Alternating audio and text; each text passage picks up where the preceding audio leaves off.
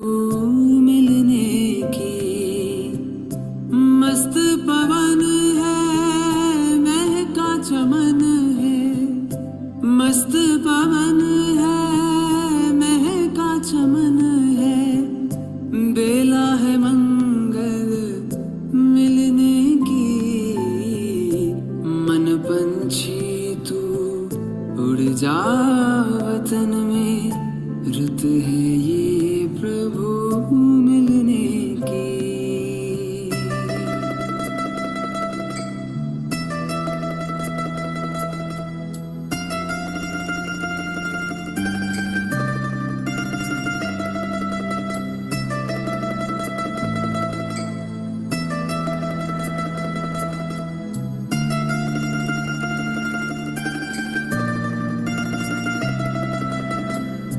बादल की छाँव से, तारों के गांव से पार चला जा, जग की हवाओं से पार चला जा, जग की हवाओं से पार चला जा, जग की हवाओं से। छोड़ के पीछे नील गगन को, बेला है ये प्रभु मिलने की। मन पंछी तू उड़ जा वतन में, रुत है ये प्रभु मिलने की। ओ,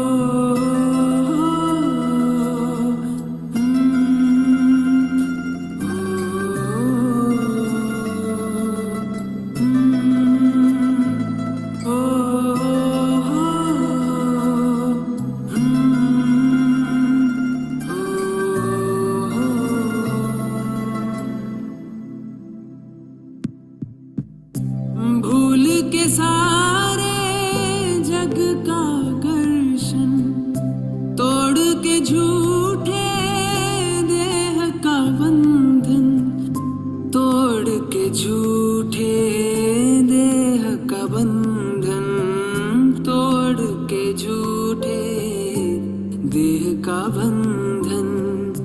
उड़ जा प्रेम के पंख लगा कर, दिल में लगन अब मिलने की। मन पंछी तू उड़ जा वतन में, रुत है ये प्रभु मिलने की। मस्त पवन है, महका चमन है। मस्त पवन है, महका चमन है। बेला है मंगल मिलने की। मन पंछी तू उड़ जा वतन में, रुत है ये प्रभु मिलने की। मन पंछी।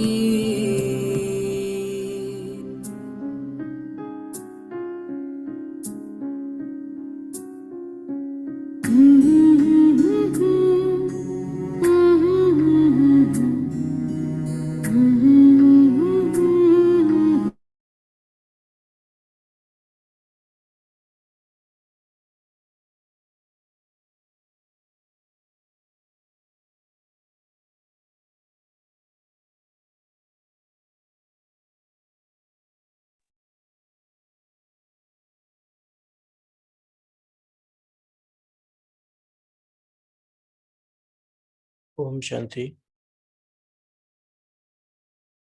तो आज की मुरली में देखा जाए तो बाबा हमसे किस रूप में मिल रहे हैं। आपको बाबा के आज कौन कौन से रूप नजर आए?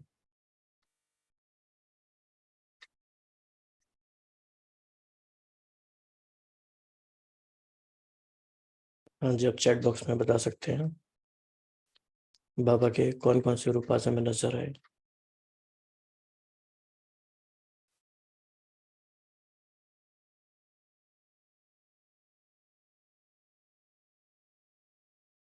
चैट बॉक्स में बताइए अभी आप।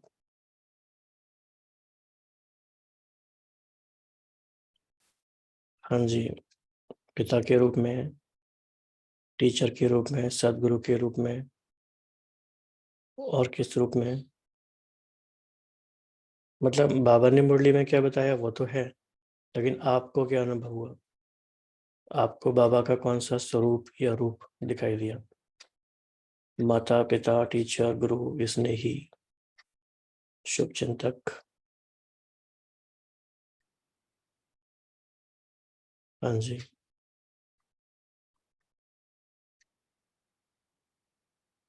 तो आज की मुरली बहुत गहरी भी है। तो सागर को गागर में समाये कैसे, उसकी कोशिश हम सब करते हैं, तो उसी कोशिश में आगे बढ़ेंगे। तो हम आज की मुरली से कुछ कीवर्ड्स निकालेंगे, उसके थ्रू रिवीजन करेंगे। तो आप चाहें तो आप सिमिलर डिजाइन अपनी नोटबुक में भी बना सकते हैं, तो आगे के लिए भी आपका अभ्यास हो जाएगा, और अभी भी हम इसको अभ्यास कर सकते हैं। तो हमें ये बताना है कि बाबा ने ये जो कीवर्ड आज यूज़ किया, किस कॉन्टेक्स्ट में यूज़ किया, या उसके आगे पीछे कौन सी लाइन थी। और लेकिन कोई अगर बोल के बताएंगे तो बहुत ही शॉर्ट में बताएंगे, राइट? 20 second, 30 seconds. और बताने से पहले हैंड रेज करेंगे। तो एक पहेली की तरह है ये। आज की मुरली का पहला कीवर्ड है सहज योगी जीवन। सहज योगी जीवन का आधार दो बातें हैं। वो दो बातें कौन सी हैं?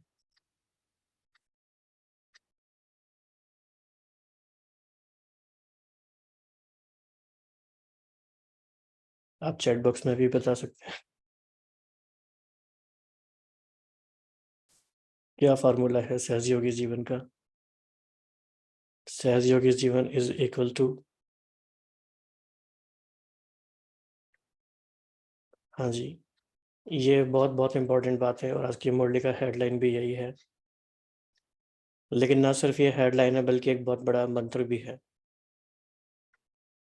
परमात्मा पालना अगर सच्चे रूप में हमें मिली है, और परिवर्तन शक्ति को हमने यूज़ किया है, तो उसका रिजल्ट या उसका आउटकम है सहज योगी जीवन। तो सबसे पहले हम सबको अपने मन में ये बात अच्छे से बिठानी है, समझानी है। चलिए, एक हैंड रेज हुआ है तो पूछ लेते हैं। ओम शांति भाई जी। हाँ जी, ओम शांति। परमात्म पालना, परमात्म पालना की जैसे परिवर्तन शक्ति की, और वो जैसे प्रत्यक्ष करना बाबा को, जी, प्रत्यक्ष स्वरूप।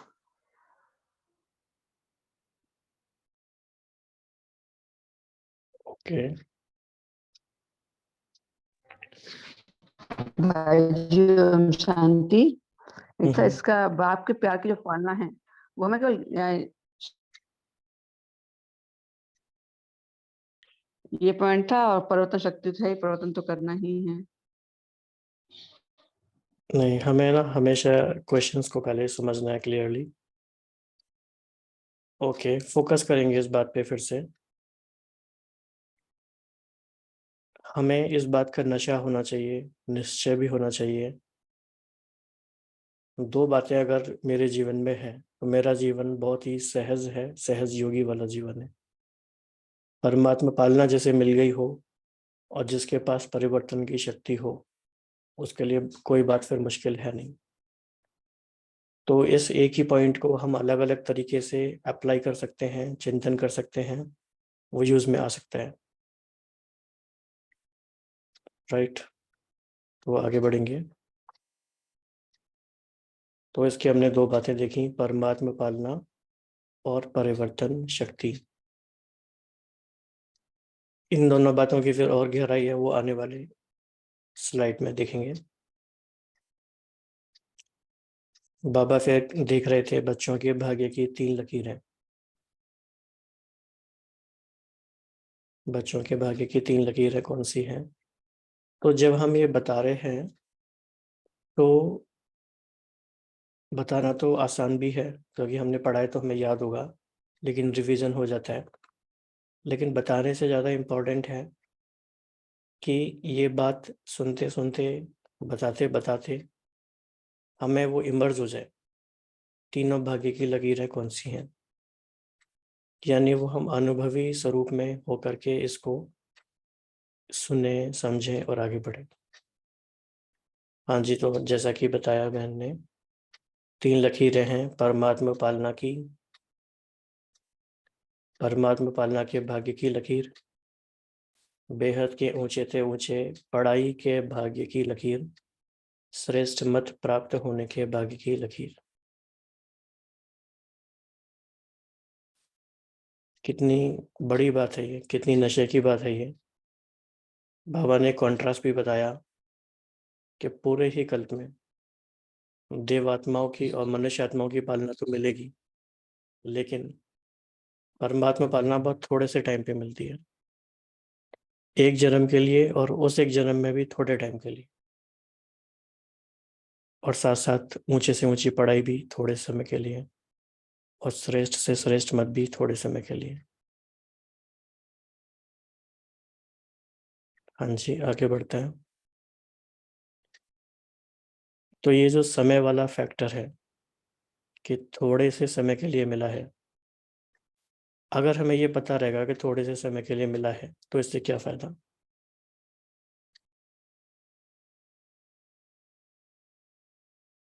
जब टाइम श्रिंक होता है तो क्या फ़ायदा होता है।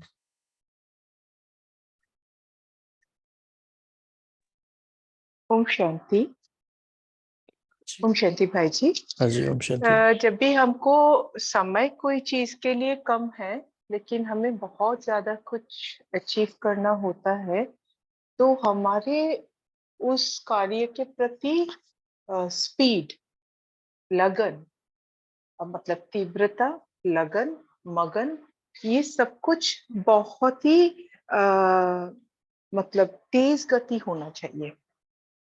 हम बढ़ाते हैं और सबसे ज्यादा उस पर एकदम पूरा बीसों नाखून, बाबा कहते हैं ना, बीसों नाखून लगाकर उस पर लग जाना, कोई काम पर लग जाना, ताकि हम उसे किसी भी प्रकार से अचीव कर पाए। जो लक्ष्य रखा हुआ है या गोल रखा हुआ है, उस गोल को प्राप्त करें। ओम शांति। जी,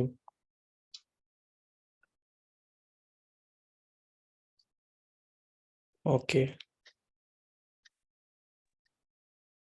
ओम शांति भाई जी। हाँ जी, जब समय कम होता है तो हमें बिल्कुल फोकस होके अपने लक्ष्य की तरफ लग जाना चाहिए।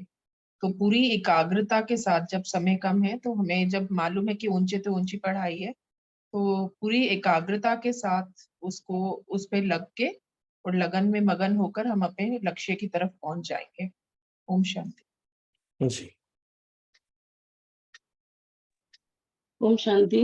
जब समय कम होता है, तो जैसे मेरे एग्जाम टाइम में भी होता है कि पहले पूरे साल अगर हमने पढ़ाई नहीं करी होती है, लेकिन जब एग्जाम टाइम नजदीक आने लगता है तो उस समय अपने आप ही हमको क्लैरिटी भी मिलने लगती है कि करना क्या है, और फिर हमें मोटिवेशन नहीं चाहिए होता है, फिर हम अपने आप ही लग जाते हैं कि अब तो समय कितना कम पड़ा है। तो अगर हमारे पास समय कम होता है, ये हमें मालूम होता है कि समय कम है, तो क्लैरिटी बहुत आराम से आ जाती है, और फिर हमें कोई बहाना नहीं होता है और हम लग जाते हैं, मतलब हमें external motivation required. Om Shanti. जी। तो इसके लिए हम सभी एक थॉट एक्सपेरिमेंट भी कर सकते हैं, सिंपल सा। मान लीजिए आपको पता चले कि अभी अगले आधा घंटे में हमें शरीर छोड़ना है, हमारा अंतिम समय आधा घंटे में आ गया, तो आप में से कौन कौन इस सेशन में रहेगा और कौन कौन कुछ और करेंगे।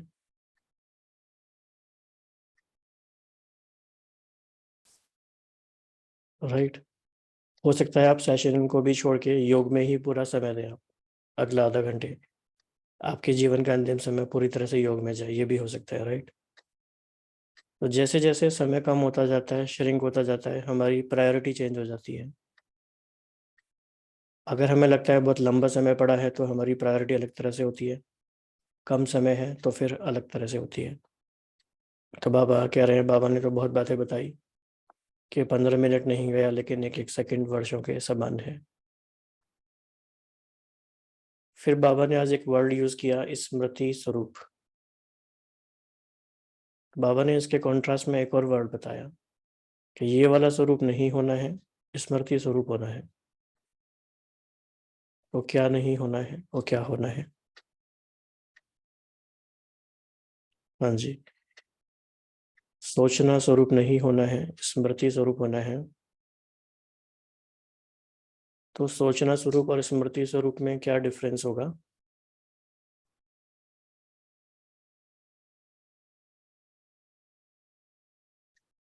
कौन बताना चाहेंगे? हाँ जी। तो सोचना स्वरूप मतलब कि हम बहुत ही एफर्ट लगाकर याद करके कोई चीज कर रहे हैं और वो हो रहा है, ऐसा नहीं है कि नहीं कर रहे हैं। लेकिन स्मृति स्वरूप कि जैसे वो मेरी कॉन्शियसनेस ही बन गई है, वो मेरा नेचुरल नेचर बन गया है, तो हमें उसमें मेरे लिए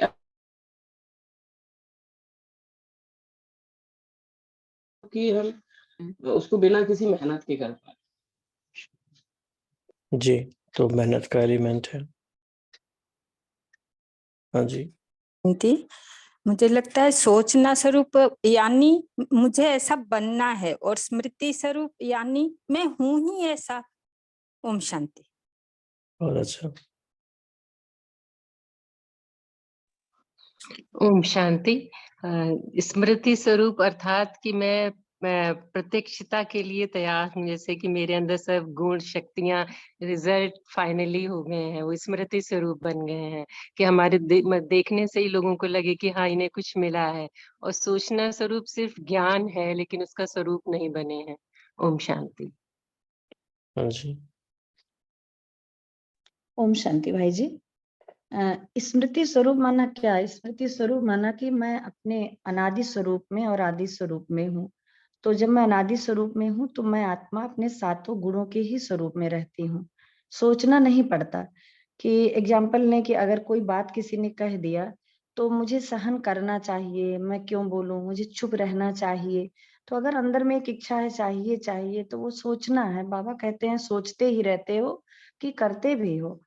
और अगर हमने सहन कर लिया खुशी खुशी, और हमें ये नहीं फील हो रहा कि मैं सहन कर रही हूँ, मुझे लग रहा है चलो उसको मैंने माफ कर दिया, उसका भला हो, वो खुश रहे, तो ये मैं स्मृति स्वरूप की स्थिति में हूँ।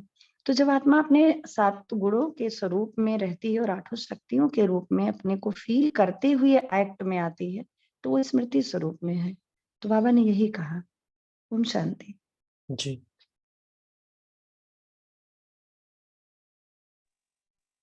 ओम शांति भाई जी। भाई जी मुझे लगता है स्मृति स्वरूप का मतलब कि हमने ज्ञान को धारण, मतलब अभी हम सोच ही रहे हैं, हमने ज्ञान को समझ लिया बट अभी धारण नहीं किया। तो थ्योरी और प्रैक्टिकल में जो फर्क है वही सोचना स्वरूप और स्मृति स्वरूप में डिफरेंस हो गया। ओम शांति। जी, अब आगे बढ़ेंगे। ओके, एक और आंसर है चैट बॉक्स में।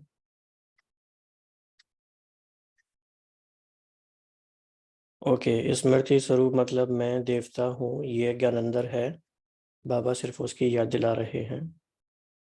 ओके, स्मृति माना ज्ञान स्वरूप। तो हम कह सकते हैं कि स्मृति स्वरूप में हमें अनुभूति भी होती है, सोचने में हमें जरूरी नहीं अनुभूति हो। तो अनुभूति है, अनुभव है, तो स्मृति स्वरूप भी है। फिर बाबा ने बताया कि तीनों ही काल स्मृति स्वरूप हैं आप। ये ट्रिकी क्वेश्चन है। तीनों ही काल स्मृति स्वरूप है, तो वो तीनों काल हैं आदि मध्य अंत। क्या ये आंसर ठीक है?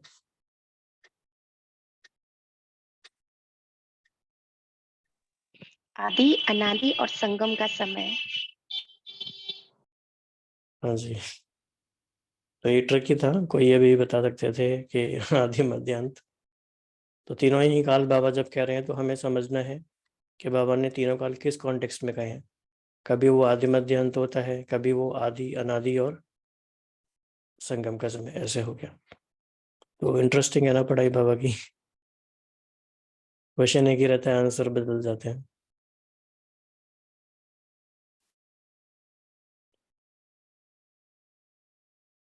तो तीनों ही काल स्मृति स्वरूप हैं, तो उससे समर्थी स्वरूप हो जाते हैं।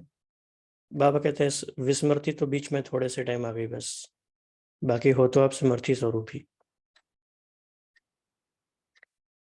और क्या हम याद रखें कि समर्थी स्वरूप हमारा हमेशा बना रहे, उसके लिए बाबा ने आज अलग अलग कई सारी विधियां बताई हैं। उसमें एक बात ये भी है कि मैं परमात्मा पालना की अधिकारी आत्मा हूँ। ये बहुत बहुत बड़ी बात है। परमात्मा पालना की अधिकारी आत्मा हूँ।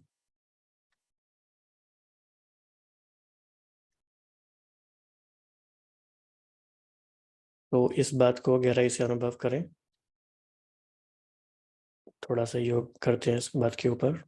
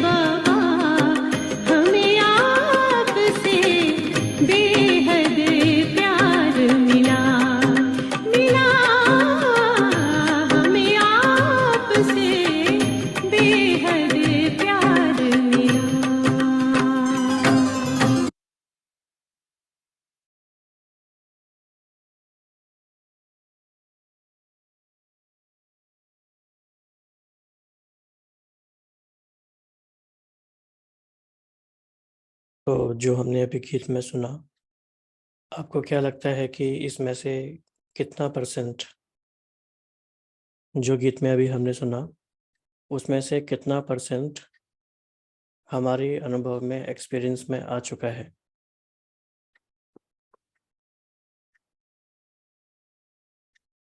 गीत के जो बोल थे, क्या वो हमारे अनुभव में है तो कितना परसेंट?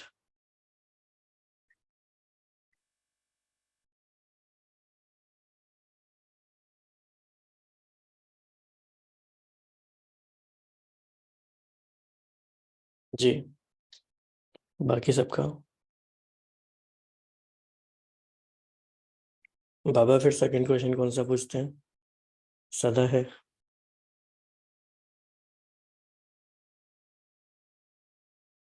जी,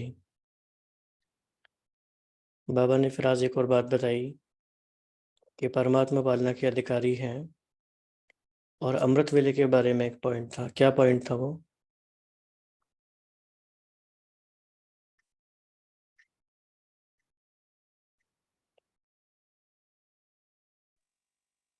हाँ मीठे जी, बच्चे प्यारे बच्चे आओ।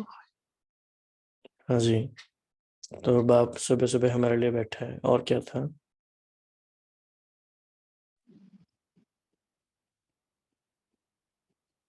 हाँ जी, बताइए डॉक्टर जी। ओम शांति। हाँ, ये बाबा ने कहा कि अमृत वेले बाबा हमें जगाता है रोज।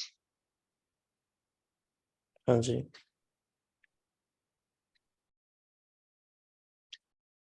फिर बाबा ने एक बहुत इम्पोर्टेंट क्वेश्चन पूछा कि इतना जो सारा आपको भाग्य मिला हुआ है, इतनी प्रिविलेज जो मिली हुई है, क्या उसका फ़ायदा उठाते हो? तो ये क्वेश्चन बहुत डीप है अपने आप से पूछने के लिए, क्योंकि ना तो हम कह नहीं सकते हैं, हाँ कहेंगे, पर हाँ में कितनी परसेंटेज है? अगर हम अपने आप से पूछें दिल की गहराइयों से कि जो हमें संगम पे भाग्य मिला, जो समय मिला, जो महान आत्माओं का साथ मिला, संगम पे जितना भी समय हमें मिला, क्या हमने उसका 100% फ़ायदा उठाया? तो देखते हैं इस बारे में क्या कहना है आप सभी का। ओम शांति भाई जी।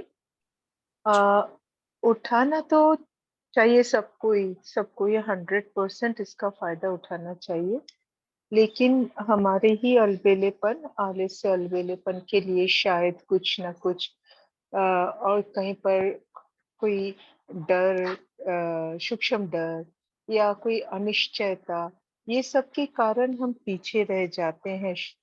तो वहीं पर हमें ज़्यादा काम करना होना है कि वो अनिश्चित अगर कोई भी 1% में भी अगर हो या 2% में भी हो या किसी के लिए 50-50 हो या 60 हो, पता नहीं, लेकिन जितना भी हो उसको रिमूव करना सबसे ज़रूरी है। कि अनिश्चयता, डर, अगर सूक्ष्म में थोड़ा-सा भी डर है या आलस, अलबेलेपन अभी भी है, तो एक बात कि हाँ, अभी और समय नहीं है, अब नहीं तो कभी नहीं, और समय भी नहीं है हमारे पास ज़्यादा। ये अगर याद रखेंगे, स्मृति में रखते हैं, तो फिर ये जो बैरियर्स है, हिंड्रेंसेस है, इससे हम उभर कर 100% कर पाएंगे। ओम शांति। जी, बिल्कुल, बहुत ही अच्छा बताया आपने। तो या तो हम, कई बार हमें समय की पहचान नहीं होती, तो हम पूरा फ़ायदा नहीं उठा पाते, या अलबेले हो जाते हैं, कोई बातें और आ जाती हैं।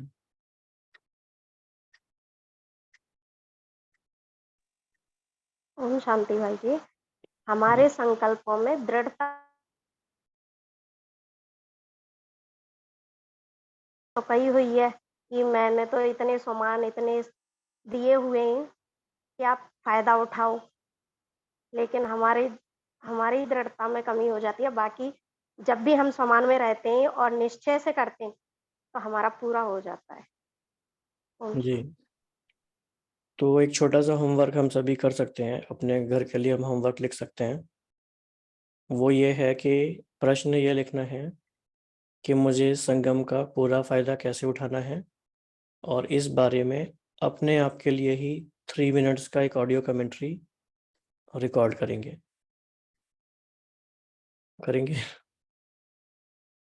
ये अच्छा पुरुषार्थ हो जाएगा, आपको हेल्प करेगा। हाँ जी, नम्रता बहन। ओम शांति। भाई जी, आपका जो एक व्हाट्सएप ग्रुप है उसमें एक बार एक क्वेश्चन आया था कि संगम पे जो अभी समय चल रहा है इसकी खास विशेषताएं क्या है, और उसमें जो एक विशेषता थी कि अब जो सारा दिन है ना वो पूरा ही अमृत वेला है। मतलब पूरा दिन ही वो स्थिति में अब वो टाइम आ गया है कि पूरे दिन ही आपको वो स्थिति मेंटेन करनी है अमृत वेले वाली। तो अगर वैसे देखें तो फिर फायदा ही फायदा है। ओम शांति। हाँ जी, हाँ जी, इसीलिए सिर्फ अमृत वेले की बात नहीं हो रही, मतलब ओवरऑल जो पूरा हमें समय मिला हुआ है और जो बाबा का हमें पालना मिल रही है, उसका हम कैसे पूरा फायदा उठाएं। ओम शांति भाई जी, इसी को तो बाबा ही कहते हैं स्मृति स्वरूप। ओम शांति। बहुत अच्छा, आपने शॉर्ट में बहुत ही अच्छा पावरफुल बोला। ये जो अभी संगम युग ही पूरा अमृत वेला है, इसके बारे में बोलना था कि ऐसी बहुत सारी चीजें हैं जो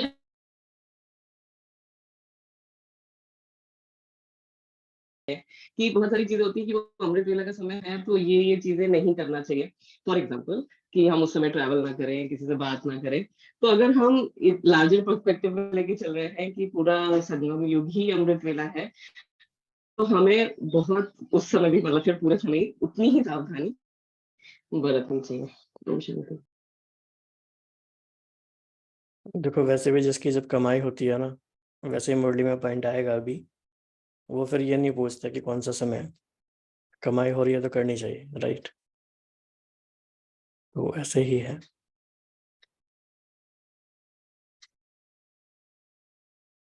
फिर बाबा ने एक और टॉपिक को टच किया कि वैसे तो सहज योगी जीवन है, लेकिन चलते चलते कई बार कुछ बातों को मुश्किल बना लेते हैं। तो इसको भी समझना है कि साइकोलॉजिकल लेवल पे ऐसा क्या होता है, क्या कारण है कि हम सहज बात को मुश्किल बना लेते हैं, कैसे बनाते हैं, क्या हो जाता है,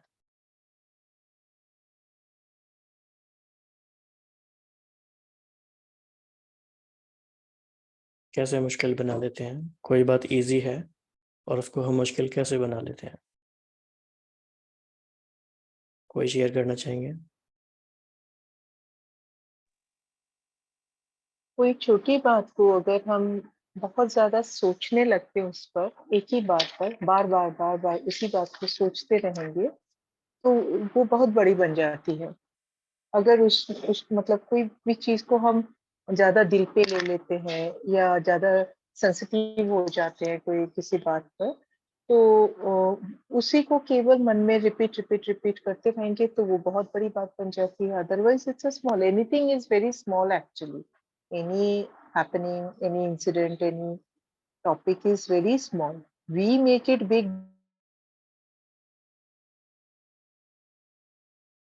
मतलब हमारे दृष्टिकोण क्या है उसके ऊपर, हमारी सोच क्या चल रही है उसके ऊपर हम उसको बड़ा या छोटा बनाते हैं।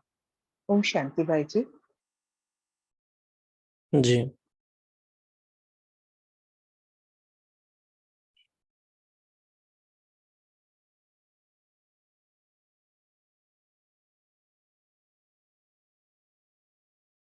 इसमें ना बाबा ने जो आज लाइन बोली वो बहुत ही अच्छी बोली कि ब्राह्मणों के जीवन में पेपर का टाइम बहुत कम होता है, लेकिन व्यर्थ सोचने का संस्कार होने के कारण वो टाइम बढ़ा देते हैं। तो ये एक काफी, अगर हम खाली वो जो कल की साकार मुरली में था ना, गांठ मान लेते, अगर हम सिर्फ इतने कोई गांठ बढ़ा रहे हैं तो तब भी हमारा जल्दी वो खत्म हो जाएगा पेपर।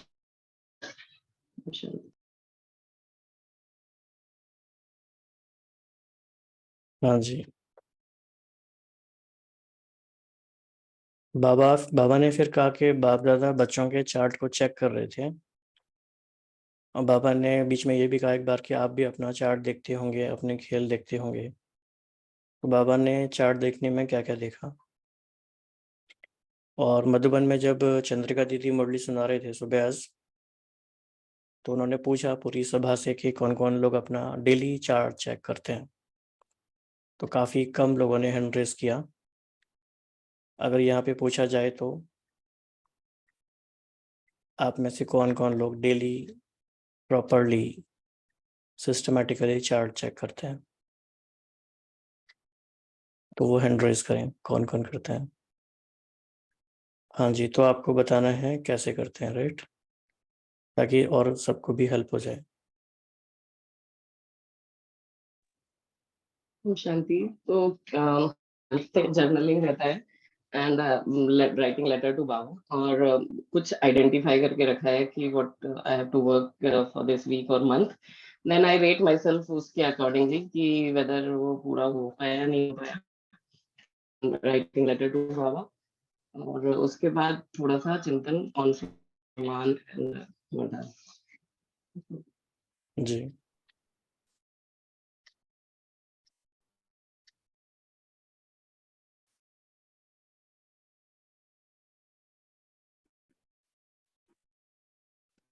हाँ जी, बताइए। भाई जी ओम शांति। हाँ जी,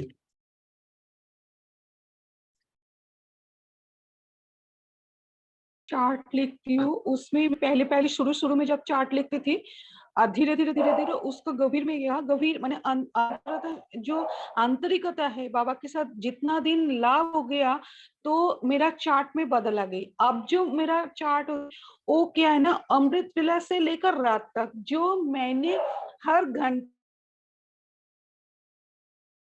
स्टार्ट किया, तो 3 से 4, 4 से 5 जो मेरा अमृत बेला, उसके अंदर अगर कोई बैड संकल्प है वो भी नोट डाउन करती हूँ। अमृत बेला के टाइम मेरे पास पेन और कॉपी रहता है, तो मैं चेक करती हूँ बैड आ गया, और बाबा को मैं बोल देती हूँ ये मेरा थोड़ी बहुत 10 मिनट चले कि 15 मिनट चली गई।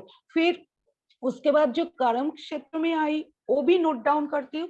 फिर मैंने जो मुरली क्लास, उसमें अगर बैठ के चले गए तो बाबा से मैं माफी मांगती हूँ, क्योंकि मुरली क्लास इतना इम्पोर्टेंट है। उसमें से ही हमारा जो लगता है वहां से ही वो गीता तो सारा दिन का जो भोजन मिलता है आत्मा का, वो हर टाइम मैं चेक करती हूँ। नेक्स्ट डे सारा दिन हमने 11 बजे मैंने जब योग में बैठती हूँ, तो वो भी मैं चेकिंग करती हूँ।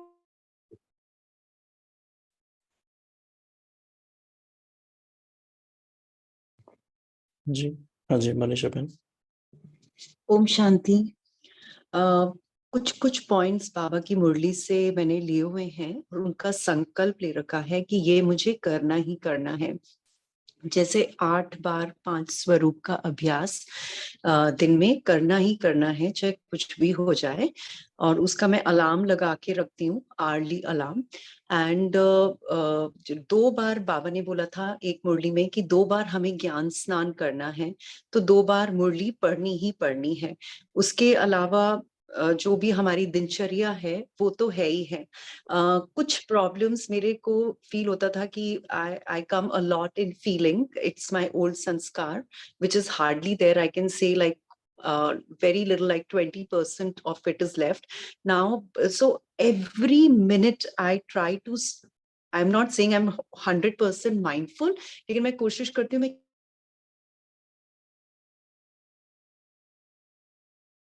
और फिर वो संकल्प को इंस्टेंटली चेंज करना।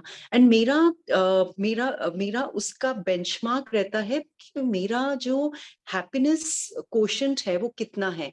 अगर हैप्पीनेस कोशेंट किसी भी मोमेंट पे आई फील कि I am not flying in happiness, then I know कि मैंने कुछ नेगेटिव सोचा, फिर उसके ऊपर चिंतन किया, फिर उसको वापस से इमीडिएटली करेक्ट किया दैट वो आत्मा, I forgive this soul, and वो मेरे बाबा का बच्चा है, शिव बाबा की संतान है, एंड बहुत पवित्र आत्मा है। So this thing I practice a lot, and so this is what I do. Plus अगर कोई संकल्प बार बार चला, तो रोज रात को जब पोटा मेल देती हूँ मैं बाबा को, तो उसमें मैं लिख के देती हूँ कि बाबा ये मेरे से मिस्टेक हुई and I want to get over it, and then I feel I get a lot of assistance from Baba and I'm able to see a lot of change coming in.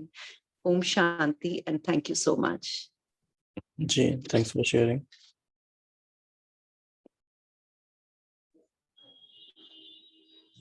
Om Shanti.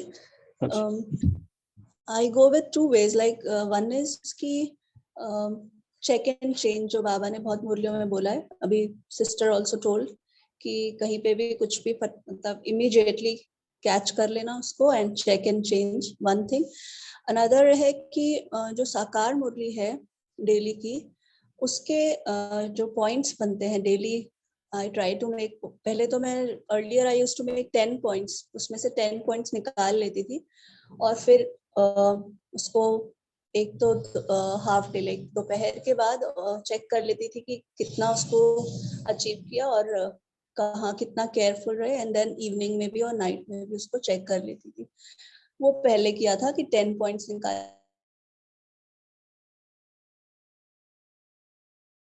a few words only I take और वो word से ही मतलब अब काम चल जाता है. Thank you. जी, तो सबके एक्सपीरियंस से यही समझ में आया कि हर एक का चार्ट चेकिंग का तरीका अलग अलग है and it is all right, क्योंकि सभी की सिचुएशंस अलग हैं, सभी की रिक्वायरमेंट्स अलग हैं. एक बेसिक फ्रेमवर्क सबका सेम है जो बाबा ने दिया है, लेकिन इसलिए हम हर एक को ज़रूरी नहीं है कोई किसी को कॉपी करे, लेकिन हर एक से हम सीख सकते हैं कि कैसे चार्ट रखा. ब्रह्मा बाबा को अगर हम याद करें तो बाबा शुरू में ज्ञान से पहले भी जो अपनी चेकिंग करते थे, वो डायरियाँ लिख के कैसे करते थे, वो भी हम सब ने सुना है, पढ़ा है, तो वो सब भी हम याद रख सकते हैं, सोल कॉन्शियस का प्रैक्टिस वगैरह. फिर बाबा ने एक बात नोटिस की कि कोई बात आती है तो पेपर का टाइम तो थोड़ा ही होता है, वो तो थोड़े टाइम के लिए आया, लेकिन बहुत सारा टाइम उसमें गंवा देते हैं, बहुत सारा टाइम चला जाता है, क्योंकि व्यर्थ सोचने का संस्कार है. तो बाबा ने इसमें एक इंस्ट्रक्शन दिया कि 1 सेकंड में उसको फुल स्टॉप लगा के निर्विकल्प स्थिति को बनाना है. तो ये बात हमें ध्यान रखनी है, ये बहुत इम्पॉर्टेंट टेक अवे है उसकी मुरली का, कि कोई भी बात आती है उस पर ज़्यादा सोचना नहीं है, फुल स्टॉप लगा के निर्विकल्प स्थिति बनानी है.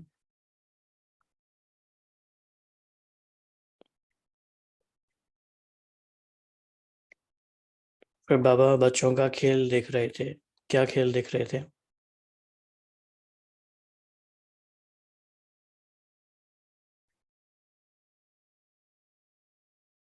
तो बाबा बच्चों का क्या खेल देख रहे थे?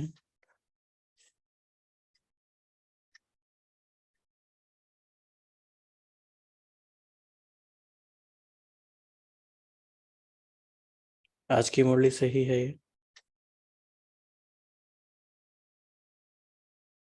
खिलौनों से खेलने का, कौन से खिलौनों से खेलने का?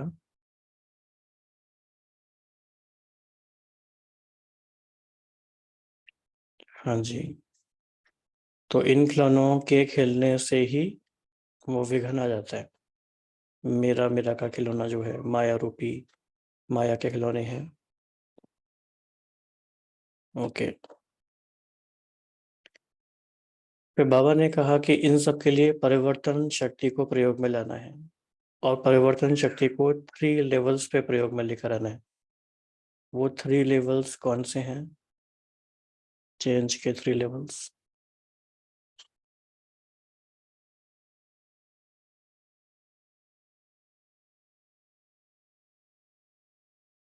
हाँ जी, 3 लेवल्स पे चेंज लेकर आना है. 3S कौन कौन से हैं वो?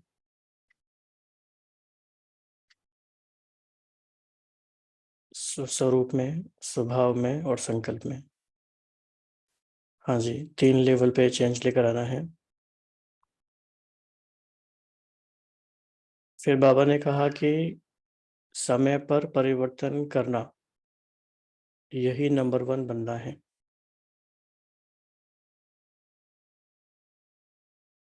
फिर बाबा कह रहे थे कि कई बार बच्चे कहते हैं कि थोड़ा सा ही तो समय गया, कोई बड़ी बात नहीं है। लेकिन बाबा ने कहा कि 1 सेकंड भी जाना, व्यर्थ जाना, 1 वर्ष के समान है। जब बाबा कहते हैं समय इतना इम्पोर्टेंट है, तो कैसे हम उसका हिसाब रखें?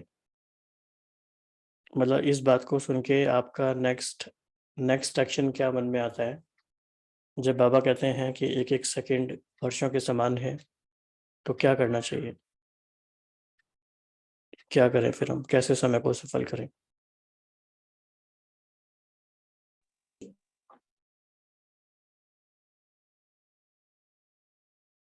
हाँ जी। हर सेकंड को अलौकिक बना सकते हैं। मतलब हर चीज में बाबा, उसमें ट्रांसफॉर्म कर सकते हैं। हर सेकंड में अशरीरीपन को अगर महसूस करना है तो हर कार्य करते हुए, क्योंकि मेन प्रैक्टिस वहीं पर है अशरीरीपन का, तो वो हर सेकंड में जो मैं आत्मा जो प्रैक्टिस करती हूँ वो है हर 5-10 मिनट अंतर एक बार, मतलब काम कर रही हूँ, हाथ पे काम कर रही हूँ, या हाथ में कुछ खाना पका रही हूँ, या बर्तन धो रही हूँ, या तो कुछ भी, या तो ड्राइविंग कर रही हूँ, कुछ भी कर रही हूँ, बाबा को देखती रहती हूँ। आंखें मेरी बाबा की तरफ रहती है, मन की आंखें, और हाथ में काम करते जाती हूँ।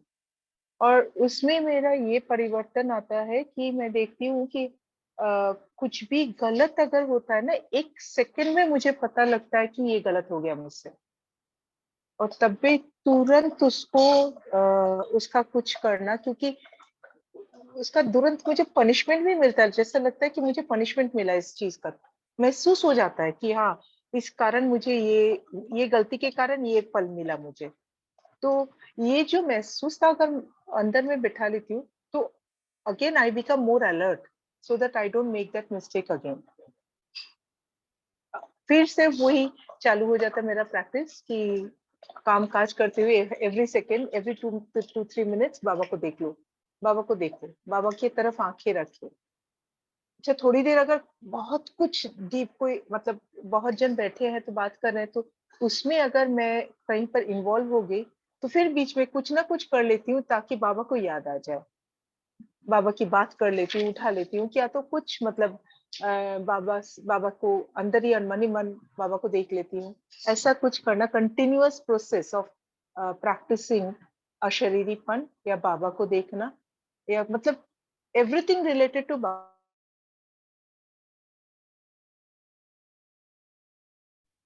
we can achieve faster. That is, of course, my opinion. Others have others ways, of course, ways and means. Thank you, Bhaiji. जी। तो एक अप्रोच तो ये है कि हमारा समय वेस्ट ना जाए, हम इस बात का ध्यान रखें, 1-1 सेकंड का, 1-1 मिनट का। लेकिन ये उतना हेल्दी अप्रोच नहीं है अभी, क्योंकि समय वेस्ट नहीं गया, लेकिन समय जो सफल जा रहा है, जिसे हम कह रहे हैं सफल जा रहा है, वो सफल कितना सफल जा रहा है वो भी हमें देखना है। जो काम हमने 1 घंटे में किया, समय सफल किया, और वो काम था सिर्फ 15 मिनट्स का, तो एक तरह से हमने उसमें 45 मिनट ज़्यादा दिए, तो ये भी समय सफल करना नहीं कहा जाएगा। बाबा ने इस तरह के एग्जाम्पल काफ़ी मुरली में दिए हैं। इट मीन्स कि टाइम ऑप्टिमाइजेशन, मतलब कम समय में अधिक कार्य करना या अधिक सफलता को अचीव करना, वो हमारा लक्ष्य होना चाहिए, या अधिक गहरी अनुभूति होना। अब जैसे कि अगर हम सभी अपने आप से पूछें कि इस सेशन में हम जब से हैं 5 PM से लेके 6 PM तक, क्या ये हमारा समय सफल गया? तो आप में से अधिकतर लोग ये मार्क करेंगे कि हाँ, समय सफल गया। लेकिन ये बहुत एप्रोप्रिएट तरीका नहीं है चेकिंग का। हमें चेक करना था कि क्या संगम पे जो स्थिति हम अपनी चाहते हैं बेस्ट, वो स्थिति मेरी रही 5 to 6 PM।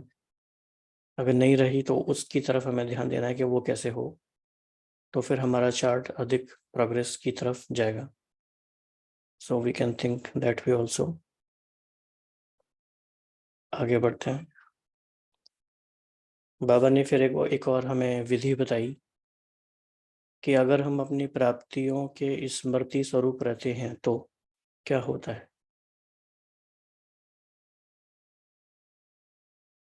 अगर हम प्राप्तियों के स्मृति स्वरूप रहते हैं तो क्या होगा?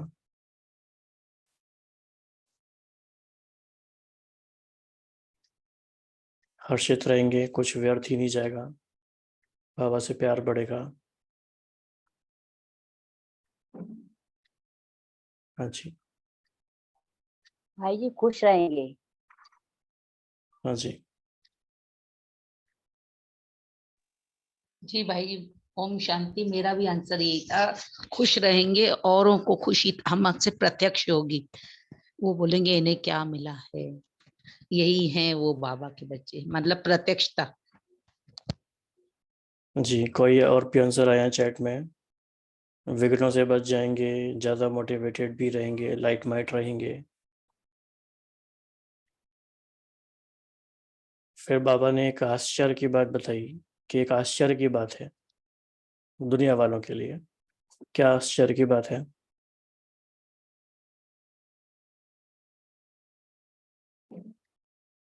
हाँ जी, अल्पना बहन। सॉरी भाई जी, बाबा जब प्राप्ति की बात करते हैं ना, तो मुझे लगता है कि अगर प्राप्ति के बारे में बहुत ज्यादा सोचूं तो मैं स्वार्थी हो जाती हूँ। ऐसा लगता है, मुझे महसूस होती है कभी कभी कि जैसे हाँ मुझे प्राप्ति हो रही है इसलिए मैं बाबा को याद कर रही हूँ। नहीं, ऐसा नहीं है मेरे साथ। मेरे साथ कुछ अलग फीलिंग है बाबा के बारे में। ऐसा लगता है केवल मैं बाबा को अनकंडीशनली प्यार करती हूँ। जो बाबा कहे वो सब सही है, सो मैं कर रही हूँ जो मेरे लिए। मैं उसमें अच्छे मतलब अच्छी बने खुद को चेंज कर पा रही हूँ, खुद का परिवर्तन कर पा रही हूँ। ये मैं पहले बहुत कष्ट में थी, दुखी थी कुछ चीजों के बारे में। वो सब दुख से मैं निकल आई। तो इसमें मुझे इससे ज्यादा कुछ नहीं चाहिए। मतलब कुछ प्राप्ति, हाँ मुझे स्वर्ग की बादशाही मिलेगी क्या, क्या ये सब नहीं सोचती हूँ मैं। तो ये ऐसा सोच के मतलब is it wrong? I at times think like that, you know. सब कोई बोलते हैं प्राप्ति सोचो, बाबा भी बोलते हैं प्राप्ति सोचो तो और भी आप जल्दी जल्दी स्पीड बढ़ाओगे। लेकिन मेरा स्पीड ऐसे ही बढ़ा हुआ रहता है। मतलब कि हाँ स्पीड से मैं अचीव मतलब पुरुषार्थ करूँ ये ठीक है, लेकिन प्राप्ति के बारे में मैं सोचती नहीं। I just want to know if it is wrong और नॉट। प्राप्तियों का एक एस्पेक्ट ये भी है कि हमें क्या मिला है तो हमारे मन में ग्रेटिट्यूड का भाव आता है। बाबा से हमें क्या क्या मिला है, मान लीजिए कि बाबा का साथ मिला। प्राप्ति का मतलब मटेरियल स्टफ नहीं है, बाबा का साथ मिला ये भी एक बहुत बड़ी प्राप्ति है। बाबा ने हमें इतनी श्रेष्ठ आत्माओं का संग दिया, ये भी एक प्राप्ति है। श्रेष्ठ संकल्पों का खजाना दिया, ये भी प्राप्ति है। सर्व शक्तियां दी, सर्व गुण दिए, अगम निगम के भेद खोले, सारा ज्ञान दिया, ये भी प्राप्ति है। तो don't you think you should consider that?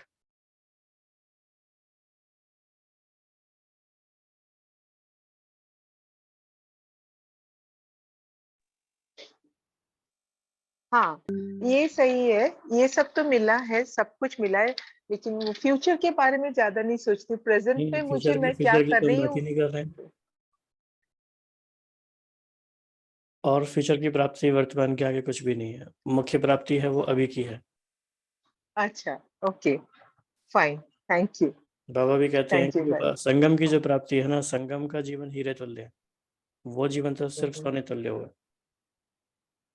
Okay मुख्य जो प्राप्ति है ओके, ठीक है, राइट राइट, ओके, वो बाबा थैंक की यू। गिफ्ट है। Okay, thank you, thank you. जी, तो बाबा कह रहे थे कि आश्चर्य की बात दुनिया वालों को ये लगती है कि भोली भाले माताएं भी कहती हैं और आप सभी भी कहते हो कि भगवान हमें अमृत वेले उठाता है, हमें पढ़ाता है, पालना करता है, तो क्या वो आपके लिए फ्री बैठा है? तो बाबा ने कहा कि हाँ, आप उनको बोलना कि वो फ्री ही बैठा है। तो दुनिया वालों के लिए आश्चर्य की बात है ये, और ब्राह्मण बच्चे भी सभी शायद एक्सेप्ट ना कर पाते हों, लेकिन इट इज़ ट्रू। जिनके एक्सपीरियंस में ये बात है वो जानते हैं। तो यही आश्चर्य की बात है। फिर एक और पॉइंट था मुरली में आज कि कमाने वाले की निशानी क्या होती है। इस वाले पॉइंट का कनेक्शन है इस वाले पॉइंट के साथ कि एक एक सेकंड कैसे सफल होगा।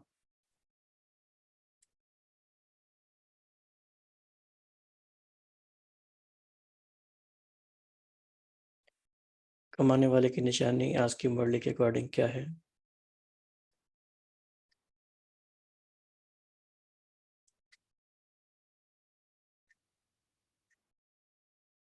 खुशी होगी, ये भी बात ठीक है। संकल्प बोल कर्म श्रेष्ठ होंगे, ये भी ठीक है। और क्या होगा?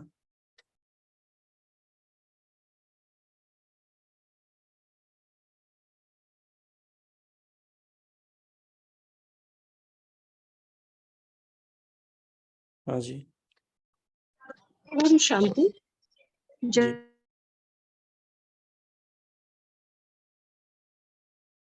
रॉयल्टी, अमीरियत, चाल चलन, ये सब चेंज होता है। ऐसे ही बाबा के ज्ञान में जैसे जैसे हम आगे बढ़ते हैं, हमारी धारणाएं बढ़ती जाती हैं, योग लगना शुरू होता है और प्राप्तियां, मतलब जैसे बाबा कहते हैं प्रत्यक्ष प्राप्ति। ऐसा नहीं है कि संगम युग में ही हमें कुछ प्राप्ति होगी, सॉरी स्वर्ग सारी प्राप्तियां यही अनुभव होना शुरू होती हैं, तो आपका मन उछाल खाने लगता है। जैसे छोटा एग्जाम्पल, मान लीजिए बच्चा पेपर देने गया है और आपको उम्मीद नहीं है वो पास हो सकता है, लेकिन वो पास होके उसको एक सीट भी अलॉट हो जाती है, तो आपका मन करता है ये तो होना ही नहीं था, ये कैसे हुआ। वो प्राप्ति फिर आपके चेहरे पे आएगी, फिर दूसरे भी पूछेंगे कि भाई क्या हो गया, आप तो बड़े खुश रहते हो, कभी तो आपका चेहरा भी उदास नहीं दिखता। तो ये सब मुझे लगता है कि ये सब जब कमाई बढ़ती है ना, तो सारी चीजें अपने आप ही, रॉयल्टी, आपके संस्कार परिवर्तन, चाल चलन, चित्र चरित्र सब बदल सकता है, और वो अपने आप दूसरों को मिल, दूसरे भी कहते हैं आपसे मिले, बात किया, बड़ी शांति का अनुभव हुआ।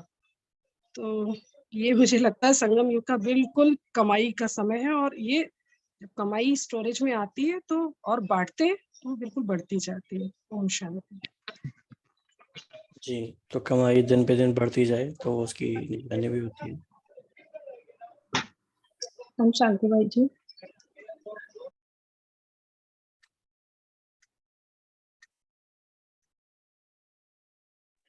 और हमारी कमाई बढ़ती जाएगी।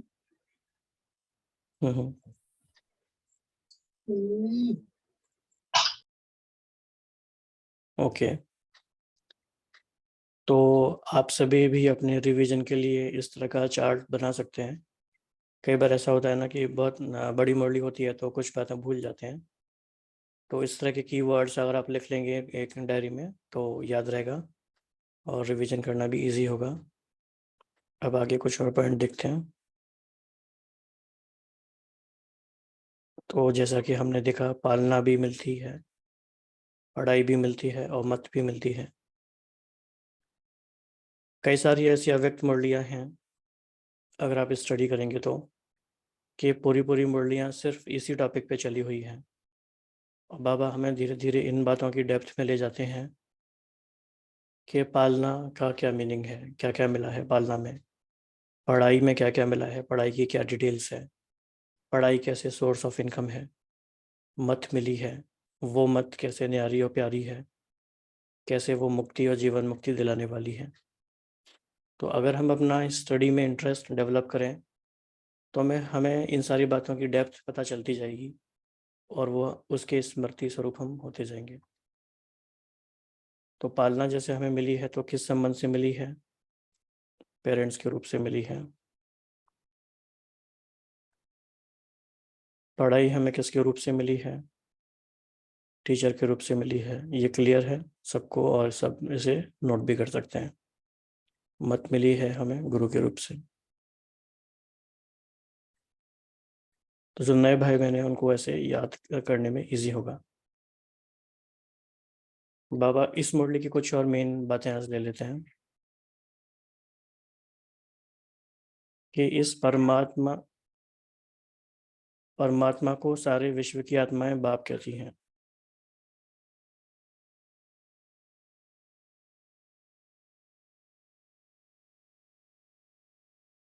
तो सारे विश्व की आत्माएं परमात्मा को बाप तो कहती हैं, लेकिन पालना और पढ़ाई के पात्र नहीं बनते। इस पालना के पात्र कौन बने हैं और कितने बने हैं? तो ये बातें बहुत ध्यान देने की हैं, और इन बातों को सुनने से भाग्य की खुशी भी होती है और जिम्मेदारी का एहसास भी होता है कि अगर हमें बाबा ने चुना है तो क्यों चुना है, उसका हमें रिटर्न कैसे करना है। तो इस पालना पढ़ाई के पात्र सभी नहीं बनते। सारे कल्प में यही थोड़ा सा समय परमात्मा पालना मिलती है। फिर बाबा ने एक और हमारे थॉट प्रोसेस को प्रोवोक करने के लिए पूछा कि प्राप्ति सदा करना चाहते हो या कभी कभी करना चाहते हो। तो बाबा ने ये क्वेश्चन क्यों पूछा? सदा के लिए करना चाहते हैं। हाँ जी।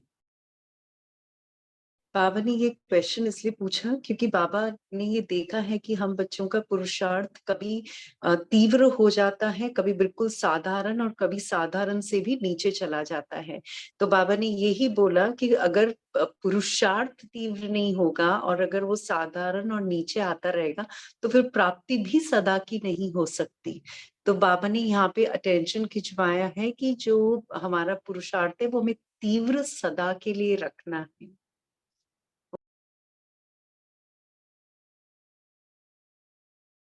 तो बाबा ने हमें बार बार मुरलियों में ये समझाया है, और ये बहुत इम्पोर्टेंट लॉजिकल बात है समझने की, कि हमारे एक एक एक्शन का, एक एक संकल्प का पूरे कल्प की प्रारब्ध के साथ भी कनेक्शन है।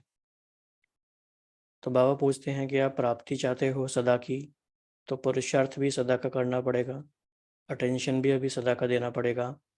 कॉज एंड इफेक्ट का रिलेशनशिप है, अभी करेंगे तो ही मिलेगा। सिर्फ ऐसा नहीं है कि हमने बाबा कहा और मिल गया, ऐसी बात नहीं है। बाबा कहते हैं कि पुरुषार्थ को आपको फोकस में रखना पड़ेगा, वो भी सदा, क्योंकि law of Karma is in action. तो प्राप्ति का पुरुषार्थ भी सदा चाहिए या कभी कभी। एक और प्रश्न बाबा ने पूछा, सोचना स्वरूप बनना है या स्मृति स्वरूप बनना है? ये भी हमने डिस्कस किया आज।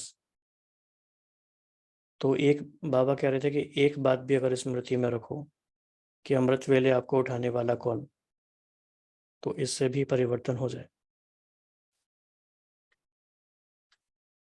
फिर बाबा ने कहा जैसे कि जितना प्राप्त है उतना फायदा उठाते हो,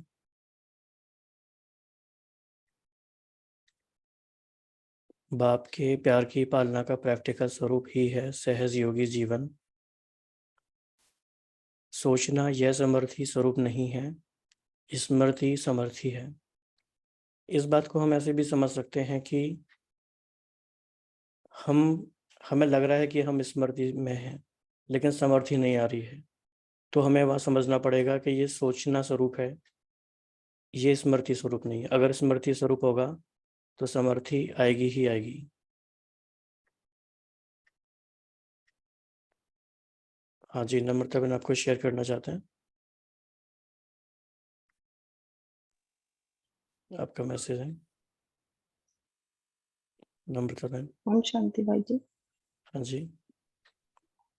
बाबा ने एक मुरली में कहा है कि समर्थ हम ऐसे पहचान सकते हैं कि खुशी दिन दिन बढ़ती जाए, इसका मतलब समर्थ है हम।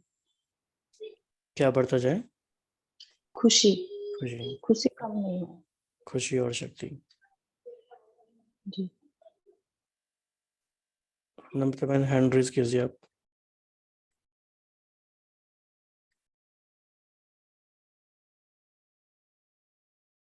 हाँ जी। Om Shanti. Today I watched actually one class of Anita Didi. उनका कल सोनीपत में भट्टी योग था, तो उसमें क्लास का टाइटल था विकर्म विनाश के लिए जो योग करते हैं हम, तो क्या दैट इज एक्चुअली वो विकर्म विनाश करता है? तो वो आज जो क्लास अटेंड की, वो आई एम जस्ट शेयरिंग की others also can go through, देख सकता है। तो बहुत ही ज्यादा पावरफुल क्लास, बहुत जैसे अनीता दीदी के उसमें उन्होंने एग्जाम्पल्स देके और मतलब पूरा पिछला वाला कैसे 63 जन्मों का विकर्म विनाश योग से होता है, पॉसिबल है या नहीं है। तो वो सोनीपत की जो भट्टी की क्लास है, तो हम लोग मतलब सब देख सकते हैं। तो ये भी प्राप्तियों में काउंट होगा, इतनी अच्छी अच्छी क्लासेस हमें मिलती हैं, राइट। तो कुछ और पॉइंट्स हम देख लेते हैं। अनादि, आदि और अंत तीनों ही काल स्मृति स्वरूप हैं, विस्मृति तो बीच में आई है। तो ये स्मृति में रखो कि हम परमात्मा पालना के अधिकारी आत्माएं हैं। ये बहुत बड़ी बात है, इम्पोर्टेंट बात है। फिर जैसा कि हमने डिस्कस किया कि पेपर का टाइम कम होता है, लेकिन व्यर्थ सोचने का संस्कार होने के कारण पेपर का टाइम बढ़ा देते हो। सेकंड पूरा हुआ और निर्विकल्प स्थिति बन जाए, यह संस्कार इमर्ज करो। बाप दादा बच्चों का खेल देखते रहते हैं, सारे दिन में क्या क्या खेल करते हो, ये रात्रि को चेक करते हो ना।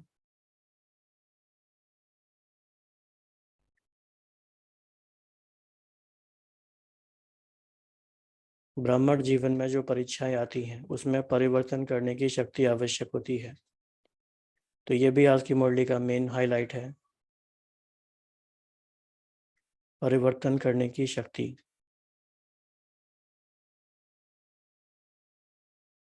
जैसे नदी व सागर का बहुत फोर्स होता है, तो कितना भी अपने को रोकने की कोशिश करते हैं, लेकिन फिर भी बहते जाते हैं। समझते भी हो, सोचते भी हो कि ये ठीक नहीं है, इससे नुकसान है, फिर भी बहाव में बह जाते हो। इसका कारण क्या है? परिवर्तन शक्ति की कमी। तो पहला विशेष परिवर्तन है स्वरूप का परिवर्तन, विच मीन्स कि शरीर नहीं आत्मा है। मैं शरीर नहीं हूँ लेकिन आत्मा हूँ, यह स्वरूप का परिवर्तन है, यह आदि परिवर्तन है। तो पहली परिवर्तन शक्ति है स्वरूप का परिवर्तन, और फिर है स्वभाव का परिवर्तन। ब्राह्मण बन गए तो जन्म बदल गया, संबंध बदल गया, माँ बाप बदल गए, परिवार बदल गया, लेकिन स्वभाव नहीं बदला। फिर रॉयल शब्द कहते कि मेरी नेचर है।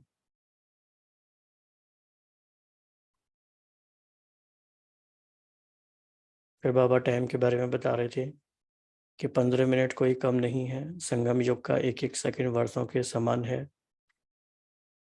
फिर बाबा कह रहे थे कि जमा में हिसाब तो अच्छा रखते हो कि कदम में पदम जमा हो गया, पर उसके साथ साथ गंवाने का भी तो हिसाब रखो।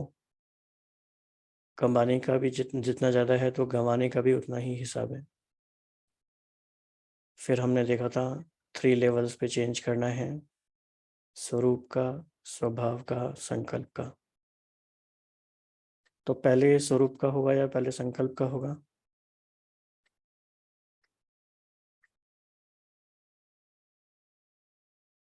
क्या लगता है?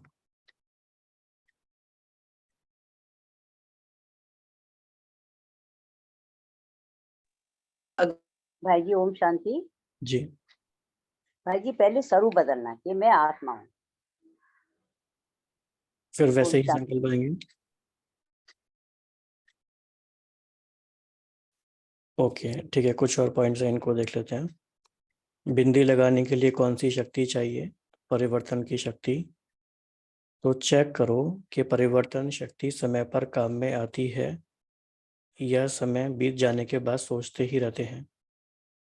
तो मुरली में जितने भी क्वेश्चंस बाबा पूछते हैं, उनको हमें अलग से नोट कर लेना चाहिए या अंडरलाइन या हाईलाइट करना चाहिए।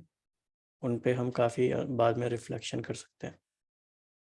जिसमें परिवर्तन शक्ति है वो सबका प्यारा बनता है। और ये इम्पोर्टेंट लाइन है कि हर परिस्थिति में, हर संबंध संपर्क में समय और वायुमंडल को समझ स्वयं को परिवर्तन करना, यही नंबर 1 बनना है। ये इम्पोर्टेंट लाइन है पुरुषार्थ के पॉइंट ऑफ व्यू से। हर परिस्थिति, संबंध, संपर्क में समय और वायुमंडल को समझ, मतलब हर एक चीज़ का एक कॉन्टेक्स्ट है, उसके अकॉर्डिंग चेंज। यह परिवर्तन ही विजयी बनने की निशानी है। राइट, ये हमने देखा। प्राप्तियों को सदा सामने रखो तो प्राप्ति के स्मृति स्वरूप से कमजोरियां सहज समाप्त हो जाएंगी। ये भी एक रिफ्लेक्शन का पॉइंट है। अमृत वेले से लेके क्या क्या प्राप्ति होती है, ये भी सब हमने देखा। अच्छा कमाने वाले की निशानी ये होती है कि आज 1000 है, कल 2 होना चाहिए।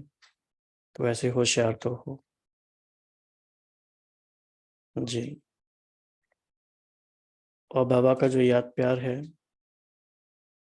एक एक पॉइंट वो हमें आज की मुरली के स्वरूप में स्थित करने वाला है। तो चारों ओर के सर्व सदा स्मृति स्वरूप आत्माओं को सदा सेकंड में परिवर्तन शक्ति द्वारा स्व परिवर्तन करने वाली श्रेष्ठ आत्माओं को सदा सहज योगी अनुभव करने वाले अनुभवी आत्माओं को सदा बाप के समीप और समान बनने के उमंग उत्साह में रहने वाली सर्वात्माओं को बाप दादा का याद प्यार और नमस्ते। तो पूरी मुरली का सार इसमें आ गया। अब नेक्स्ट हम क्या करेंगे,